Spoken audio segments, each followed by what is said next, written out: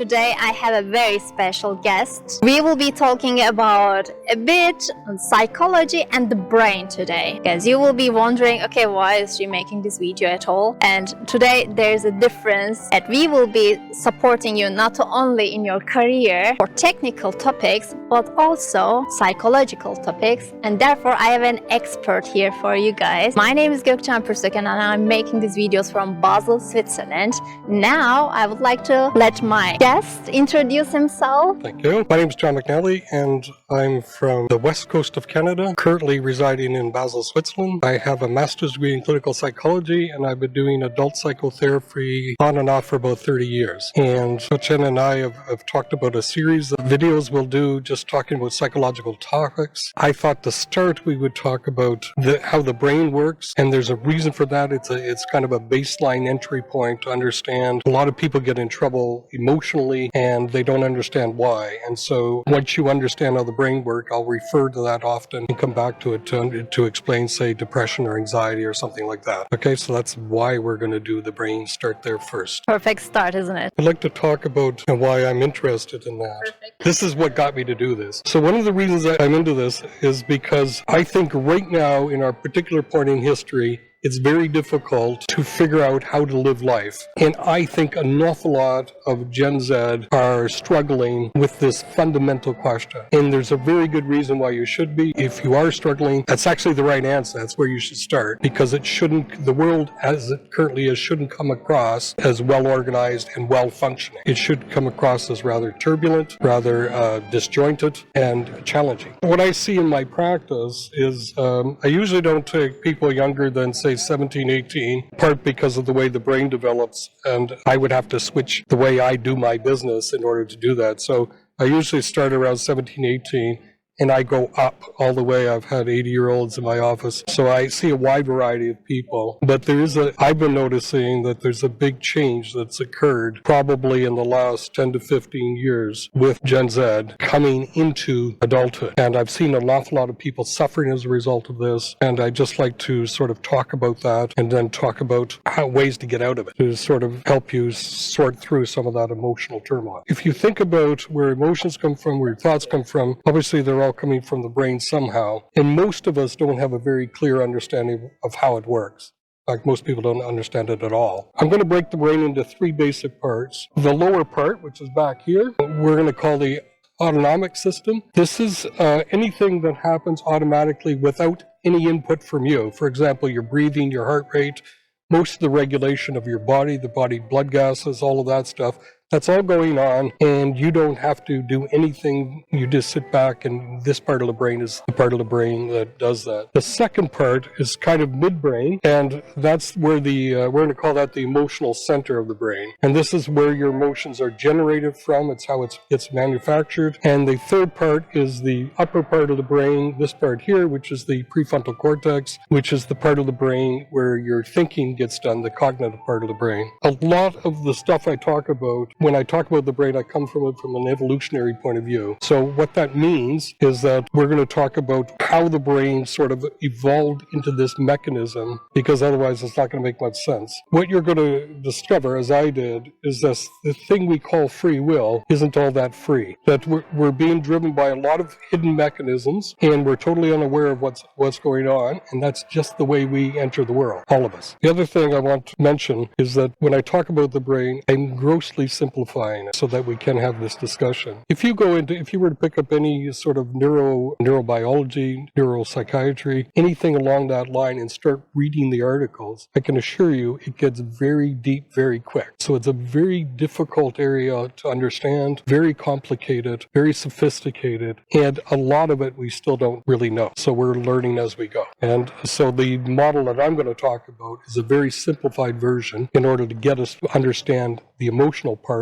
how you get stuck, and then how you get unstuck. I'm going to give an example. This is a simple example. So we're sitting on a park bench, but I want to take an example if we're at a cafe, say. Let's say there's a cup with a saucer, and I turn my cup over. The waitress comes over. She pours me some coffee. So I'm holding the cup of coffee, and she pours coffee in. There's nothing abnormal about this. Happens all the time. I just want to now break that down and show you what's actually going on in the brain. The first thing is that we read everything through our senses. So if you think about it, the pouring of the coffee, we have the visual, we have the smell of the coffee. We can hear the coffee being poured, so auditory, and also I can, because I've got my hand on the cup, I can feel the warmth of the cup as it gets filled. So there's 4 of our 5 senses, and these senses come into the brain through different vantage points, and importantly, they come in at different time frames. So, for example, the first one that's going to arrive is the visual. So this is light waves that will come in through the eyes, into the brain,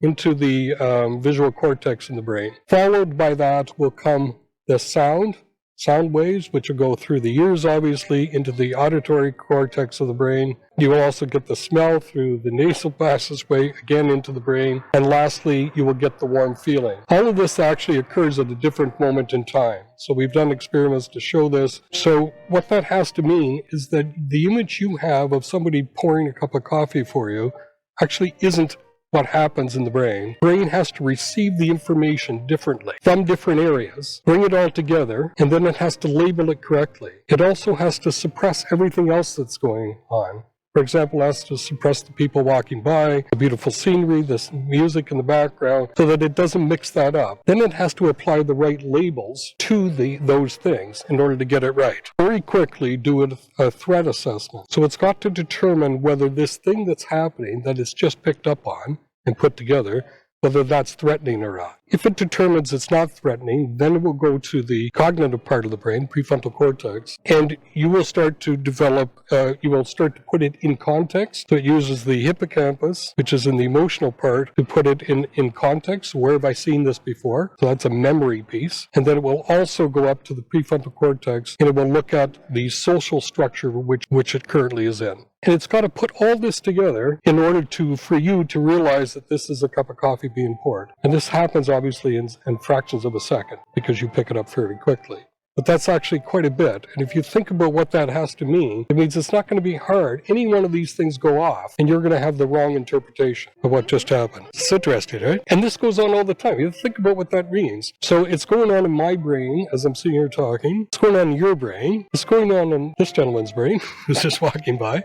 It's going on everywhere in this city, everywhere in this country, everywhere on the continent, and everywhere in the world. So it helps to explain, in part, if you think about the complexity of all those things mashing together all at the same time, it's not hard to see how things get messed up. In fact, you almost think that they should get messed up because it's so many things could go wrong. I'm going to introduce another part, which is kind of how emotions get in there. So I'm going to take the same coffee example, pouring a cup of coffee, and I'm going to introduce 3 scenarios, which are, one is a neutral, one is a perceived threat, and another one is a type of threat. And I just want to go through that so I can introduce how the emotional piece gets put in play. So everything that comes in at every moment of the day is assessed by a part of the brain called the amygdala, which if you go to the top of your brain and we're able to push down about halfway, that's where it sits. It's part of the limbic system. The whole role of the amygdala is to assess the level of threat on you in any given moment. So its job is you probably heard of the fight or flight response. The fight or flight response is really what the amygdala does. It determines whether you have a threat. And this is constant, so ongoing. Even when you sleep, the amygdala is still engaged. This is why you can have nightmares. So it never turns off. Okay, so let me just go over the first scenario. Sitting there, you have the waitress comes over, pours your cup of coffee. The setting is lovely. In fact, it doesn't get much better than this. You're sitting there, you read the context, you put the correct labels on it, and then the amygdala doesn't see a threat. It allows for the engagement of the prefrontal cortex, which gives you the storyline. You create a narrative around that. You tell yourself what's just happened. Well, you get to, isn't this nice, because you've actually felt something. What happens is a response in the body which engages the dopaminergic center, where dopamine comes from, gets released from, into the brain. Dopamine is a good feeling. And so you read the setting, all the right labels, all that stuff is done, and then you feel good about it. And then you go to the cognitive part of your brain and that part of the brain creates a story, a narrative about what's just happening. And you think, oh, this is a lovely setting, lovely day, and as a result, I feel good. And your brain's going to do that automatically. And that's a pretty neutral one, so that's a pleasant feeling that you would get out of that. When we walk about the day, generally speaking, if our brain doesn't read a level of threat, then we will have this feeling. We'll have just this general pleasant feeling about life. Now I'm going to introduce a second scenario. I got to get creative for this. Okay, so let's say you didn't know this about me, but I'm part of a clandestine group that I've got an IT guy, and between the two of us, we figured out a way to hack into the Russian TV stations, and so we are now broadcasting. Right? We're now going to broadcast live, right, what the war in the Ukraine is actually about. So Putin decides to send some of the, I think it's SVB guys, out to get us. And in fact, last night, my IT guy was poisoned, and he's now in the hospital. So that's the scenario. That's the context in which I now have a cup of coffee. So you can see right away, it's going to be different, isn't it? Because the moment the waitress pours the coffee, my amygdala will put me on alert. Because I won't know at that point whether the coffee's been poisoned. And so here's what's going to happen in the brain. The amygdala will automatically, before any of the labeling's done, before the cognitive process is done, it will hijack everything, and it will put me on alert. And what that means is this: it will release a series of hormones that are going to enter the blood system through the hypothalamus, which is right beside it in the brain, and that's going to be released into the blood system, and it's going to spread out, obviously, to the rest of the body. It'll send a signal through the hypothalamus again to the brainstem, down the spine, through what's known as the sympathetic and parasympathetic nervous system. And they will send signals out to the various organs of the body.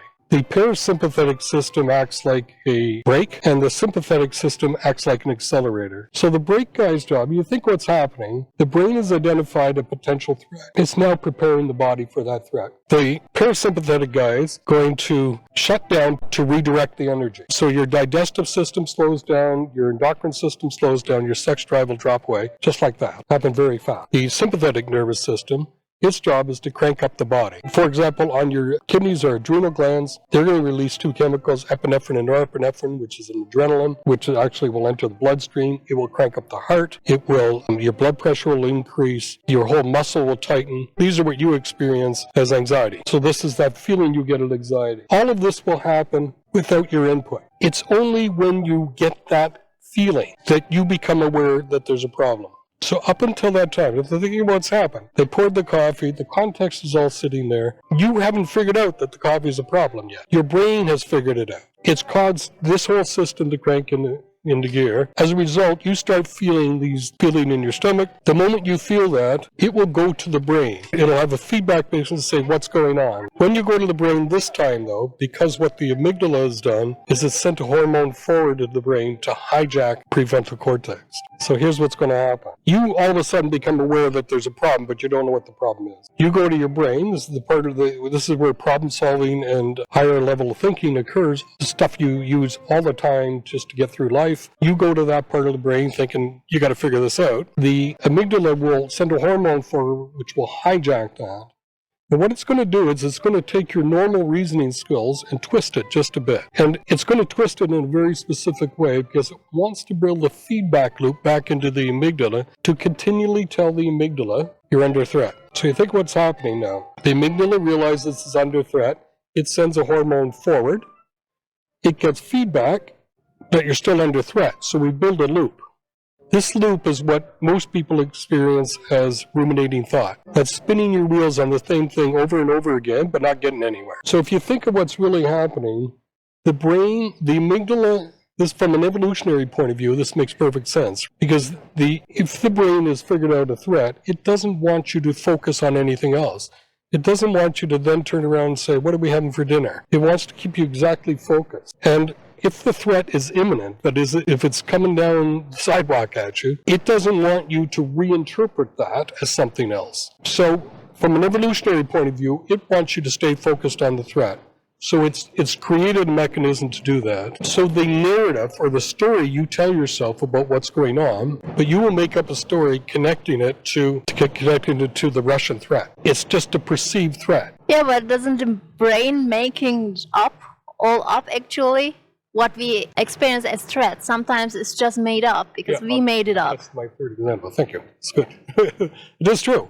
But can you see, we're relying on this whole mechanism in the brain to get it right all the time. So anywhere along the line, I can get it wrong. Maybe the type of poison doesn't work in coffee. Maybe it needs to be a cold beverage. There could be lots of reasons why it doesn't work that I'm not including in the scenario because my brain doesn't allow it. So the amygdala, when it perceives a threat, it will act quickly without all the information. And so because it's just the way the fight or flight mechanism works, it would rather fault on air and put you on alert when you don't have to be. But you can see some obvious problems if you've got an anxiety disorder because that's firing all the time. That's what's going to be happening. So the third scenario, again, still the cup of coffee, still being poured.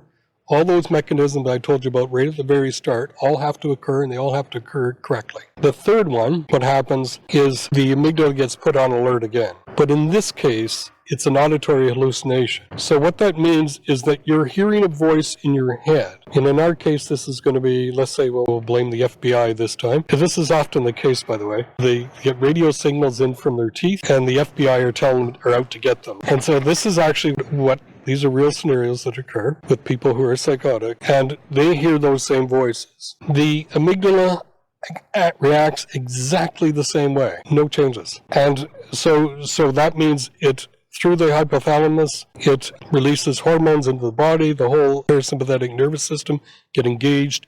You figure out its anxiety, you start to get worked up about it, you create a story. In this case, since it is an auditory hallucination, the story is never going to be real, obviously. That's the whole nature. So in this case, you create a story about, just as I said, I'm receiving radio signals through my teeth, the FBI are out to get me. Maybe the waitress pouring the coffee is an FBI agent.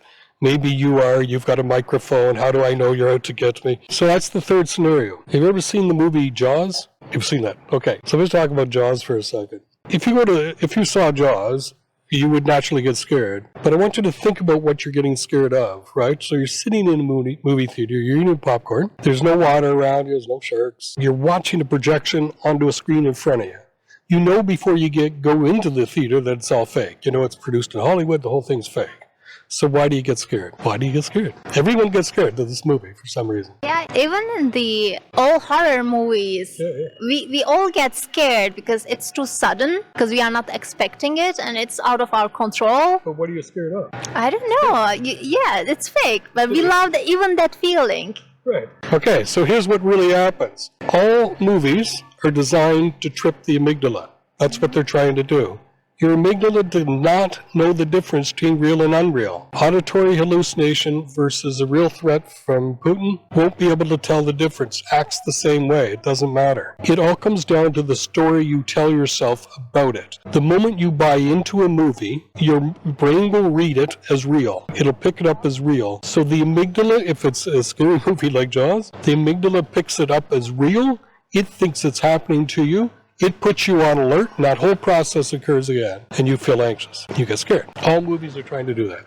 Because it cannot tell if it's true or not, if it's fiction or not. This is really important, right? Because if it can't tell, that means the story you're telling yourself about reality, if it's not real, your brain will still react. It won't care. We could make all our made-up stories in our brains real, actually. And depression, anxiety, this is exactly what's going on. When we talk about those specific things, I'll get into that in more detail. But that's basically what I wanted to cover with the brain. That in some ways, the brain is this thing that's happening outside of your control that is affecting you in such a way that your life gets put in turmoil over something you can't even control. It's got you. The trick is going to be how to get back that control. That'll be the trick. Unlike other things, emotion is automatically tied to our sense of self. As you know, I got hit by a car, I've got a false knee. I don't think of that as a loss of me. So my left knee's been replaced. I don't say, oh, I'm a left knee and I've gone. It's just a knee. Now say that about sadness, about depression, about anxiety. We always say, I'm depressed, I'm anxious. You see how it's connected very tightly to our sense of who we are, emotion. It's one of the few things that are. And what I'm trying to do is get you to separate it so that you can turn around with the emotional piece and you can turn around and manipulate it to get yourself out of trouble. So that notion that the emotion is you, based on the way the brain works, the brain is actually driving the emotion. You become aware of the emotion and then attach a story to it. It's not the other way around. It's not like you're the emotion.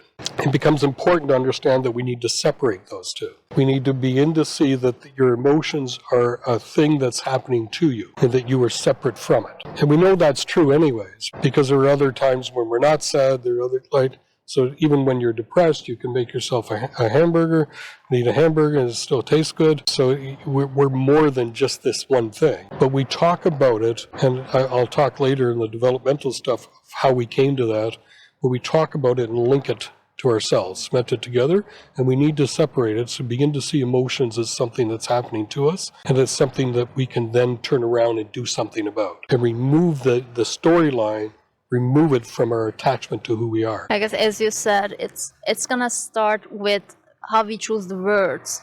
Because when you say, I am depressed, you cannot easily change it, who you are. But an emotion, you can easily change. A woman, I don't know, 100 emotions a day, as we know. So it's not something that you can, like that, change. A character, a person. Right. But emotions, yes, you can. You will see why when people come in to see me, let's say with depression, they will come in to see me and they'll say, John, I'm depressed. I need to get out of it. It's ruining my life.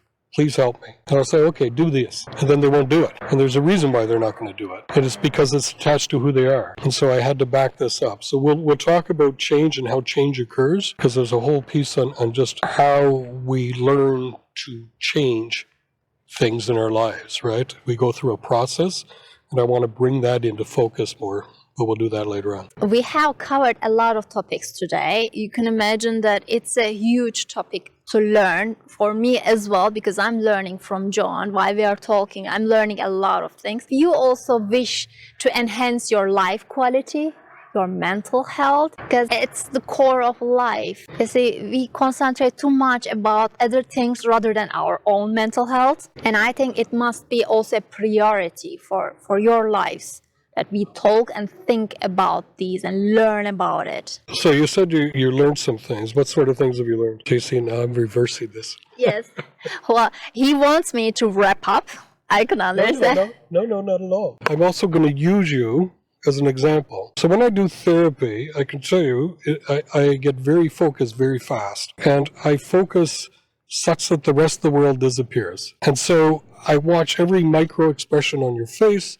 I watch the eyes, I watch body language, I watch what you say, how you say what you say, all of this stuff, and my brain gets absorbed in that little world. And so when I do it back to you, what I'm trying to get at is that you're actually going to be, it's no different than them, right? You're actually going to be doing this with me. So now back to the question.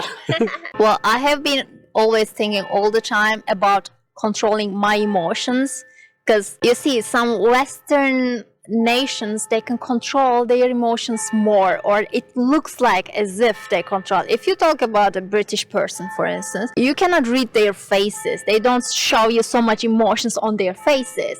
But if you go to a Mediterranean country, you will see people using all their organs, hands and feet, and their mimics all the time. So you can read these people and also understand their emotions. So for me, I'm reflecting my emotions a lot during the day so that I can also experience this in the first hand. It's not me, my emotions changing all the time. So this comes down to a form of emotion regulation. So this is beginning to look at, this moves out of the clinical, goes into the general. But emotion regulation is just recognizing how you're feeling at different points of the day, right? Just being self-reflective, and then saying, okay, this is how I'm feeling. This is actually good to be this introspective, right? To be able to figure that this is out. The other thing, though, is that you're culturally embedded. Oh yeah, this is the other thing I wanted to say. It just made me think of that. That's good. In life, this is what Camus would say, right? He says we're cast into life. And what that means is that we don't get to pick when we're born. We don't get to pick our parents, our siblings, social circumstances, right? Your environment where you live, the culture you come from, the country you come from, the language you speak, all sorts of things. Nobody asked us. We're thrown into it. And the thing with Gen Z is they're thrown into this particular point in history, and they're going to have to figure out how to survive inside it and how to thrive inside it. And I think they're struggling right now, and I think there's a reason why that's occurring. So when you say that you're more emotionally engaged with the world, it may just be that you're not reading the same signals that are coming from the Brits or whoever. It may be that their lack of expression comes out elsewhere. It will come out. It just comes out in a different format. This is going to be to figure out the different formats that people express themselves. But this is also true of any individual, because we all have a different way of understanding and expressing ourselves. Some people are more reserved. Some people are totally more expressive. So we just have to learn how to read those things. And over many years of doing this, that's what I get good at, right? That's my skill base. You get good at just reading whoever's in your room. And I think I told you at one point, I sort of adapt myself to the person because I have to meet the person where they're at and then sort of get in their world in order to work with them to maneuver out of it, out of the problem area. And that's the ability to read different people from different backgrounds, different histories. So when someone walks into my office, immediately it starts, right from the start. I notice everything, the way they walk, how they sit, where they choose to sit, all of it. And it all formulates in my little head, formulates into some perception of who they are. And then through a series of questions, I'm going to start asking questions, much like I just did, which is going to give me more information, which would lead me to other questions. And I'll show you how to use questions to either gain more expression or to shut it back down if someone's, getting out of control. So, Do you think we've done enough? yeah, I guess that's it from us today with John McNally. I hope you enjoyed it, and I will be showing you the view we had on the background while we were having this video together. Well, thank you, John. Yeah. Thanks a lot. And we'll see you next time. Yep, see you next time, guys.